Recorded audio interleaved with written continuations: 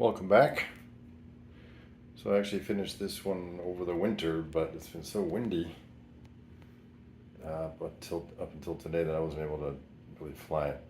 So I already flew it once this morning, and then we'll take a video after this, so it'll be the second flight.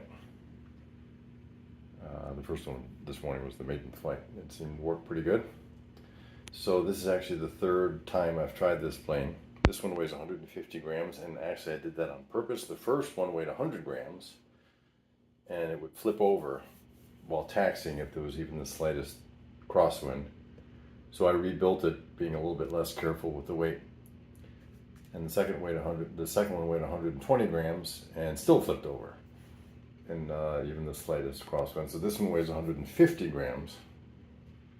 And you'll see from the flight, I'm still getting used to the extra weight. It flies fine, but I think I need to move the center of gravity back a little bit. You'll see it labors a little bit to get off the water, and it doesn't flare as readily as I think it could. But enough of a winner that I thought I would make a video. So this plane is heavily inspired off of a classic float plane design called the Arrow, and I'll post a picture of it here.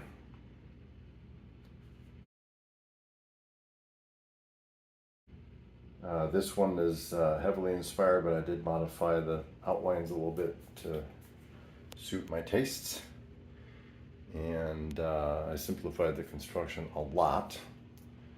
I didn't take any pictures or video while I was building it, but I do have one picture. Well, I guess I have one picture while I was building it. I'll post it here.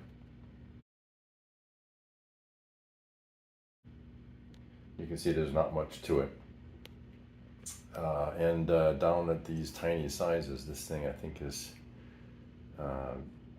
22 inches span. At these small sizes, an airfoil really isn't necessary. So this is just a flat wing. There's no airfoil. And the radio is just inset into the back here.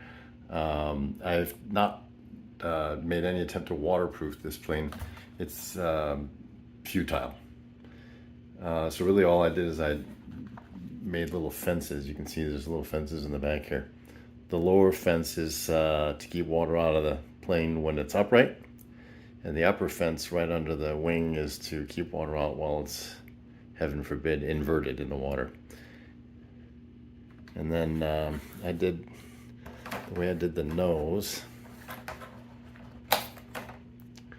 is the battery fits in this compartment here like this. I'm not going to push it all the way, and I only have one hand. But you can see there's a little bit of a box built into the top of the plane there, so that if the plane ends up inverted, the water just rises to the level that it's comfortable with, and doesn't. And so imagine the plane upside down, and the water doesn't rise high enough to get past that little box into the plane. Now, I haven't flipped this one over yet, but the second plane I built had a similar concept, and every time it turned upside down, no water got inside. The motor gets wet, but the way I got around that was to just remove the C-clip from the motor, pardon me. So I can just pop the motor off, pop the motor apart. The magnets hold this together just fine. And that way I can blow the water off of the motor here, and then it's sealed entirely. You know, where it's mounted.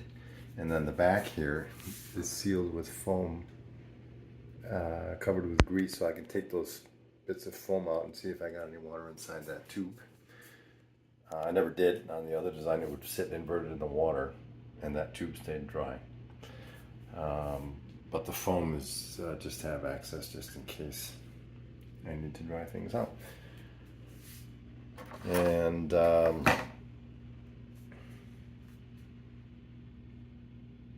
it's a fairly simple shape, but it floats well and it handles nicely on the water.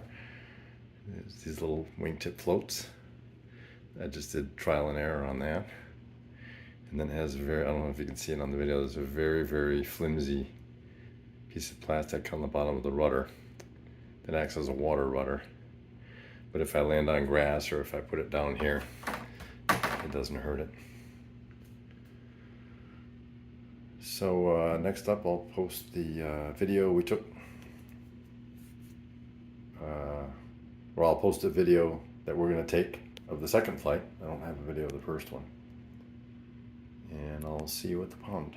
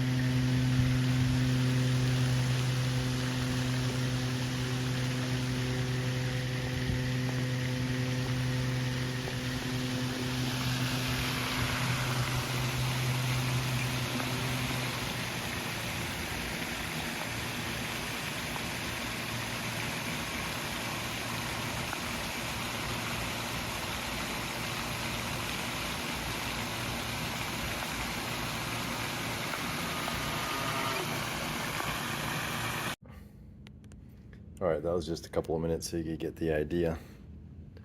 But it'll fly for 7 or 8 minutes depending on how aggressive I am with the throttle. And I think I'm going to move the center of gravity back a little bit just to make the takeoff a little bit cleaner without having to use so much elevator. And make the flare a little bit more pronounced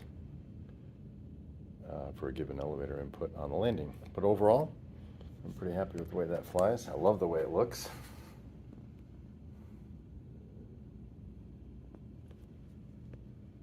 We'll see you soon.